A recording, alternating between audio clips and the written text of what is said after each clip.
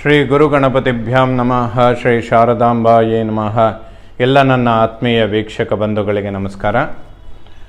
ವೀಕ್ಷಕರೇ, ಶ್ರೀ ಕ್ರೋಧಿನಾಮ ಸಂವತ್ಸರ ಉತ್ತರಾಯಣ ಗ್ರೀಷ್ಮ ಋತು ಆಷಾಢ ಮಾಸ ಜುಲೈ ತಿಂಗಳ ಮಾಸ ಭವಿಷ್ಯವನ್ನು ತಿಳ್ಕೊಳ್ಳೋಣ.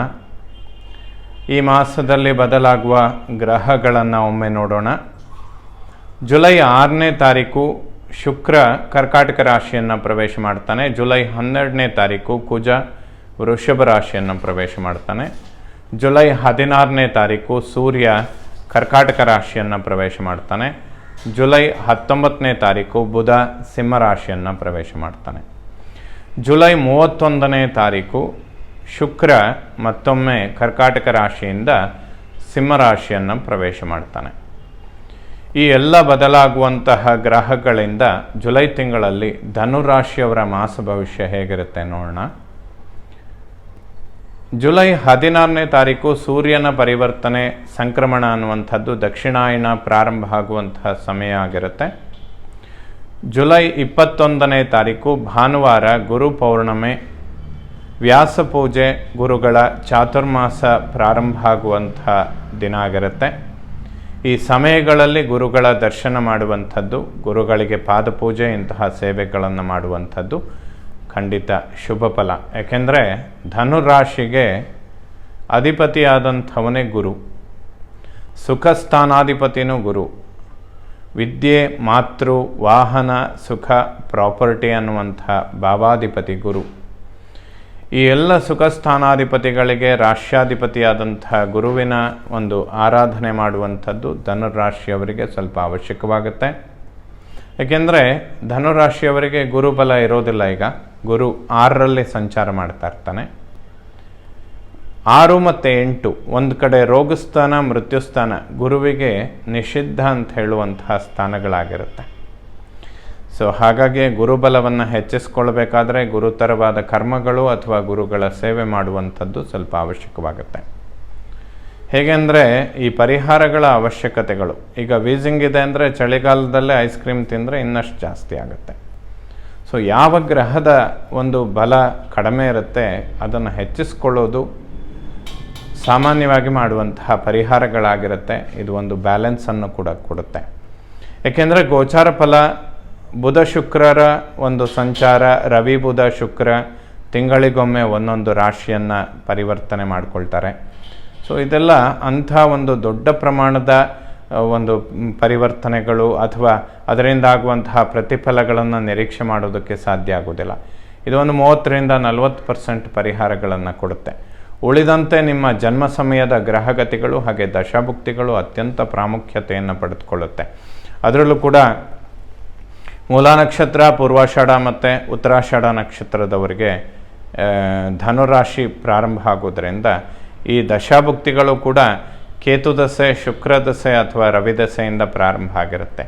ಹಾಗಾಗಿ ಧನುರಾಶಿಯಲ್ಲಿರುವಂಥವರಿಗೆ ಈಗ ಕುಜ ದಶೆ ನಡೀತಾ ಇರುವಂಥವರಿಗೆ ಬಹಳ ಶುಭ ಸಮಯ ಆಗಿರುತ್ತೆ. ರಾಹು ದಶೆಯಲ್ಲಿರುವಂಥವರಿಗೂ ಕೂಡ ಅಭಿವೃದ್ಧಿಗಳನ್ನು ಎಕ್ಸ್ಪೆಕ್ಟ್ ಮಾಡ್ಬೋದು. ಗುರುದಶೆ ಕೂಡ ಶುಭ ಫಲಗಳನ್ನು ಕೊಡುವಂಥದ್ದಾಗಿರುತ್ತೆ. ಹಾಗಾಗಿ ಧನುರಾಶಿಯವರಿಗೆ ಲಾಂಗ್ ಟರ್ಮ್ ನಡೆಯುವಂತಹ ಗ್ರಹಗಳ ದಶೆಗಳು ಅತ್ಯಂತ ಪ್ರಾಮುಖ್ಯತೆಯನ್ನು ಪಡೆದುಕೊಂಡಿರುತ್ತೆ. ಈ 18, 20 ಮತ್ತು 16 ವರ್ಷಗಳ ಕಾಲ ಒಂದೊಂದು ಗ್ರಹ ದಶೆ ನಡೆಸಿದಾಗ ಆ ಒಂದು ಗ್ರಹ ವೀಕ್ ಇದ್ದರೂ ಕೂಡ 16 ವರ್ಷಗಳು ಅದರ ನೆಗೆಟಿವ್ಗಳನ್ನು ನೋಡಬೇಕಾಗುತ್ತೆ. ಹಾಗಾಗಿ ಗೋಚಾರದಲ್ಲಿ ಎಷ್ಟೇ ಒಳ್ಳೆ ಸಮಯಗಳು ಬಂದರೂ ಕೂಡ ನಿಮ್ಮ ದಶಾಭುಕ್ತಿಗಳು ತುಂಬ ಇಂಪಾರ್ಟೆಂಟ್ ಆಗುತ್ತೆ. ಧನುರಾಶಿಯವರಿಗೆ ಗುರು ಆರಾಧನೆ ಮಾಡುವಂಥದ್ದು ಬಹಳ ಶುಭ. ಪಂಚಮಾಧಿಪತಿ ಕುಜ ಷಷ್ಠದಲ್ಲಿದ್ದರೂ ಕೂಡ ಗುರುಕುಜನ ಯುತಿ ಧನುರಾಶಿಗೆ ಶುಭವಾಗುತ್ತೆ.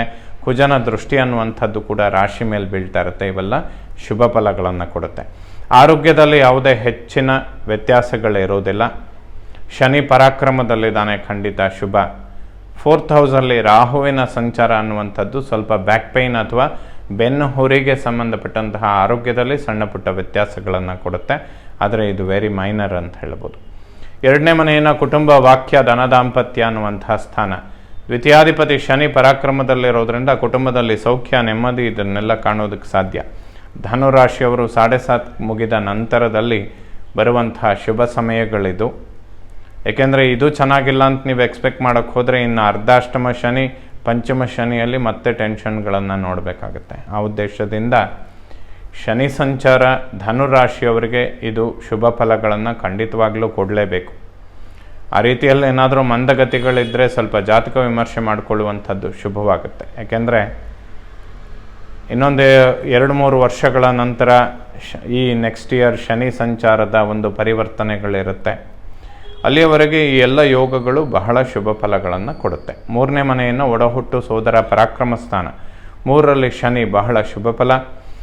ಒಡಹುಟ್ಟುಗಳ ನಡುವೆ ಮೈತ್ರಿ ವಾತ್ಸಲ್ಯ ತುಂಬ ಚೆನ್ನಾಗಿರುತ್ತೆ. ಭ್ರಾತೃಗಳ ನಡುವೆ ವ್ಯಾವಹಾರಿಕ ಅಥವಾ ಪ್ರಾಪರ್ಟಿ ವಿಚಾರಗಳಿದ್ದರೆ ಖಂಡಿತ ಶುಭ ಫಲ. ಅದನ್ನೆಲ್ಲ ಸಾಲ್ವ್ ಮಾಡ್ಕೊಳ್ಳೋದು ಖಂಡಿತ ಒಳ್ಳೆಯದಾಗುತ್ತೆ ಧನುರಾಶಿಯವರಿಗೆ.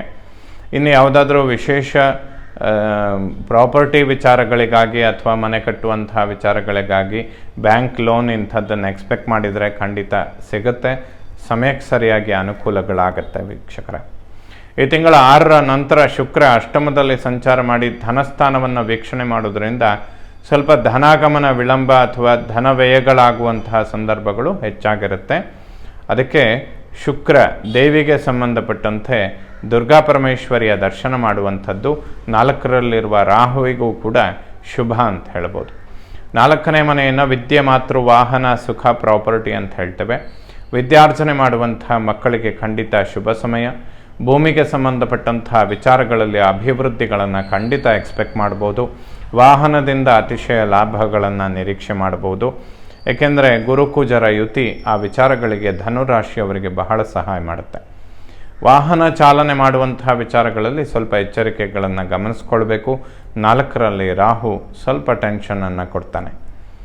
5ನೇ ಮನೆ ಜ್ಞಾನ, ಸಂತಾನ, ಪೂರ್ವಪರ ಪುಣ್ಯ. ಪಂಚಮದಲ್ಲಿ ಕುಜನ ಸಂಚಾರ ಆಗ್ತಾ ಇರುತ್ತೆ. ಈ ತಿಂಗಳ ಮಧ್ಯಭಾಗ ಅಂದರೆ 12ರ ನಂತರ ವೃಷಭ ರಾಶಿಯನ್ನು ಪ್ರವೇಶ ಮಾಡ್ತಾನೆ. ಮಕ್ಕಳ ಅಭಿವೃದ್ಧಿ ಯಶಸ್ಸುಗಳನ್ನು ಕಾಣೋದಕ್ಕೆ ಸಾಧ್ಯವಾಗುತ್ತೆ. ವಿದ್ಯಾರ್ಜನೆ ಮಾಡುವಂತಹ ಮಕ್ಕಳಿಗೆ ಸ್ವಲ್ಪ ಏಕಾಗ್ರತೆಯ ಅವಶ್ಯಕತೆಗಳಿರುತ್ತೆ. ಏಕೆಂದರೆ ರಾಹು ವಿಶೇಷವಾದ ಬಾಹುಬಲಗಳನ್ನು ಕೊಡ್ತಾನೆ.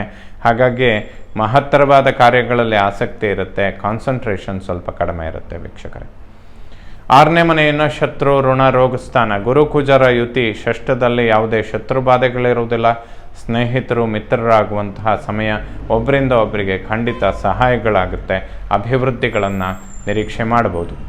7ನೇ ಮನೆಯನ್ನು ಮಾಂಗಲ್ಯ, ವಿವಾಹ, ದಾಂಪತ್ಯ. ಸಪ್ತಮದಲ್ಲಿ ಸೂರ್ಯನ ಸಂಚಾರ ಆಗ್ತಾ ಇರುತ್ತೆ. ಈ ತಿಂಗಳ 16ರ ನಂತರ ಸೂರ್ಯ ಅಷ್ಟಮ ಭಾವವನ್ನು ಪ್ರವೇಶ ಮಾಡ್ತಾನೆ. ಸೊ ವಿವಾಹದ ಅಂಚಿನಲ್ಲಿರುವವರಿಗೆ ಗುರುಬಲದ ಅವಶ್ಯಕತೆಗಳು ತುಂಬ ಇರುತ್ತೆ. ಈಗ ಗುರುಬಲ ಕಡಿಮೆ ಇರೋದರಿಂದ ಸ್ವಲ್ಪ ಗುರುಗಳ ಆರಾಧನೆ ಇಂಥದ್ದೇನಾದರೂ ಮಾಡಿ ಗುರು ಶಾಂತಿ ಮಾಡಿಕೊಂಡು ವಿವಾಹ ಇಂತಹ ಶುಭ ಕಾರ್ಯಗಳಿಗೆ ಪ್ರಯತ್ನ ಮಾಡ್ಬೋದು. ಯಾಕೆಂದರೆ ಧನುರಾಶಿಯವರಿಗೆ 7.5 ಮುಕ್ತಾಯ ಆಗಿರುವಂಥದ್ದು ವಿವಾಹ ಇಂತಹ ವಿಚಾರಗಳಿಗೆ ಶುಭ ಆಗುತ್ತೆ. ಏಕೆಂದರೆ ಶನಿ 7.5 ರೂಪದಲ್ಲಿ ಬಂದಾಗ ವಿವಾಹದ ಅಂಚಿನಲ್ಲಿರುವವರಿಗೆ ಬಹಳ ವಿಳಂಬಗಳನ್ನು ಮಾಡಿಬಿಟ್ಟಿರ್ತಾನೆ. ಹಾಗಾಗಿ ಈಗ ಮತ್ತೆ 1 ವರ್ಷ ಗುರುಬಲ ಬರುವ ತನಕ ವೆಯ್ಟ್ ಮಾಡುವಂಥದ್ದು ಸ್ವಲ್ಪ ಕಷ್ಟ ಆಗುತ್ತೆ. ಗುರು ಸ್ವತಃ ರಾಶ್ಯಾಧಿಪತಿನೇ ಆಗಿರೋದ್ರಿಂದ ಸಣ್ಣದಾಗಿ ಏನಾದರೂ ಪರಿಹಾರಗಳನ್ನು ಮಾಡಿಕೊಂಡ್ರೆ ಪ್ರಯತ್ನಗಳನ್ನು ಮಾಡ್ಬೋದು. ಹೊಸದಾಗಿ ಪ್ರಯತ್ನಗಳನ್ನು ಪ್ರಾರಂಭ ಮಾಡಬೇಡಿ. ಮುಂಚೆಯಿಂದ ಮಾಡ್ಕೊಂಡು ಬಂದಿದ್ದರೆ ಕಂಟಿನ್ಯೂಯೇಷನ್ಗೆ ಯಾವುದೇ ಸಮಸ್ಯೆ ಇಲ್ಲ. ದಂಪತಿಗಳ ನಡುವೆ ಆರೋಗ್ಯದಲ್ಲೂ ಕೂಡ ಅಭಿವೃದ್ಧಿಗಳನ್ನು ಕಾಣ್ಬೋದು. ಈ ತಿಂಗಳ 19ರ ನಂತರ ಬುಧನ ಸಂಚಾರ ಸ್ವಲ್ಪ ಜೀರ್ಣಕ್ರಿಯೆ, ಡೈಜೆಷನ್, ಸ್ಕಿನ್ ಅಲರ್ಜಿ ಇಂಥದ್ದು ದಂಪತಿಗಳ ನಡುವೆ ಆರೋಗ್ಯದಲ್ಲಿ ಈ ವಿಚಾರಗಳಲ್ಲಿ ಸಣ್ಣ ಪುಟ್ಟ ವ್ಯತ್ಯಾಸಗಳು ಜುಲೈ 19ರ ನಂತರ ಸಂಭವಿಸೋದಕ್ಕೆ ಕಾರಣಗಳಿರುತ್ತೆ. ಸುಬ್ರಹ್ಮಣ್ಯನ ಸ್ತೋತ್ರಗಳನ್ನು ಪಠನೆ ಮಾಡಿದರೆ ಖಂಡಿತ ಶುಭವಾಗುತ್ತೆ. ಅಷ್ಟಮ ಮೃತ್ಯುಸ್ಥಾನ. ರವಿ ಶುಕ್ರರ ಸಂಚಾರ ಅಷ್ಟಮದಲ್ಲಾಗಿ ಧನಸ್ಥಾನವನ್ನು ವೀಕ್ಷಣೆ ಮಾಡ್ತಾ ಇರ್ತಾರೆ. ಸ್ವಲ್ಪ ಧನ ವ್ಯಯಗಳು ಜಾಸ್ತಿ ಆಗುವಂತಹ ಸಂಭವಗಳಿರುತ್ತೆ. ಈ ಸಮಯದಲ್ಲಿ ಯಾರಿಗೂ ಹಣಕಾಸಿನ ಸಹಾಯಗಳನ್ನು ಮಾಡಬೇಡಿ. ಜುಲೈ 16ರ ನಂತರ ಆಲ್ಮೋಸ್ಟ್ 1 ತಿಂಗಳ ಕಾಲ ಇನ್ವೆಸ್ಟ್ಮೆಂಟ್ಗಳನ್ನು ಸ್ವಲ್ಪ ಹೋಲ್ಡ್ ಮಾಡಿದರೆ ಖಂಡಿತ ಶುಭ ಆಗುತ್ತೆ. 9ನೇ ಮನೆ ಭಾಗ್ಯಸ್ಥಾನ, ಪಿತೃಸ್ಥಾನ. ಸಪ್ತಮಾಧಿಪತಿ ಬುಧ ಭಾಗ್ಯದಲ್ಲಿ ಸಂಚಾರ ಮಾಡ್ತಾ ಇರ್ತಾನೆ.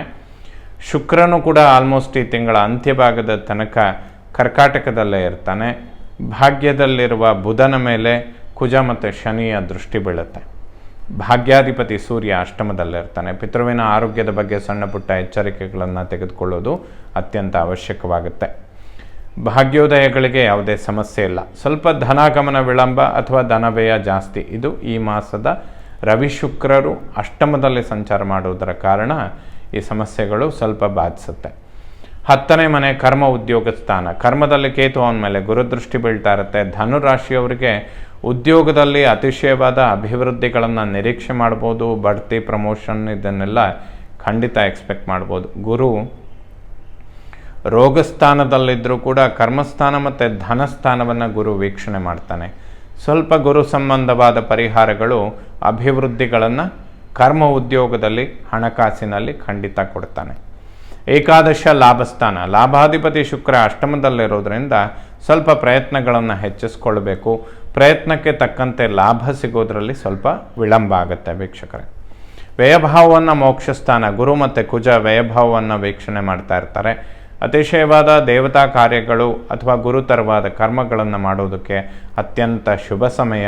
ಅತಿ ಹೆಚ್ಚಿನ ಪುಣ್ಯವನ್ನು ಕೂಡ ಸಂಪಾದನೆ ಮಾಡೋದಕ್ಕೆ ಸಾಧ್ಯವಾಗುತ್ತೆ. ಒಟ್ಟಿನಲ್ಲಿ ಧನುರಾಶಿಯವರಿಗೆ ಶನಿ ಸಂಚಾರ ಬಹಳ ಶುಭವಾಗುತ್ತೆ. ಗುರು ಕುಜರ ಯುತಿ ಕೂಡ ಶುಭ ಫಲಗಳನ್ನು ಕೊಡುತ್ತೆ. ಅಷ್ಟಮದಲ್ಲಿರುವ ರವಿ ಮತ್ತು ಶುಕ್ರರಿಂದ ಸ್ವಲ್ಪ ಹಣಕಾಸಿನ ವಿಚಾರಗಳಲ್ಲಿ ವಿಳಂಬ ಆಗುವಂತಹ ಸಂದರ್ಭಗಳು ಇರುತ್ತೆ. ಇದು ಒಂದು ಬಿಟ್ಟರೆ ಈ ಮಾಸದಲ್ಲಿ ಧನುರಾಶಿಯವರು ಬಹಳಷ್ಟು ಶುಭ ಫಲಗಳನ್ನು ಕಾಣೋದಕ್ಕೆ ಸಾಧ್ಯ ವೀಕ್ಷಕರೇ. ಎಲ್ಲ ನವಗ್ರಹಗಳು ಕೂಡ ಧನುರಾಶಿಯವರಿಗೆ ಶುಭ ಫಲಗಳನ್ನೇ ಕೊಡುವಂಥವರಾಗಲಿ. ಶ್ರೀ ಶಾರದಾ ಪರಮೇಶ್ವರಿಯ ಸಂಪೂರ್ಣ ಅನುಗ್ರಹ ಎಲ್ಲ ನನ್ನ ವೀಕ್ಷಕ ಬಂಧುಗಳ ಮೇಲಿರಲಿ. ಶುಭವಾಗಲಿ ವೀಕ್ಷಕರೇ.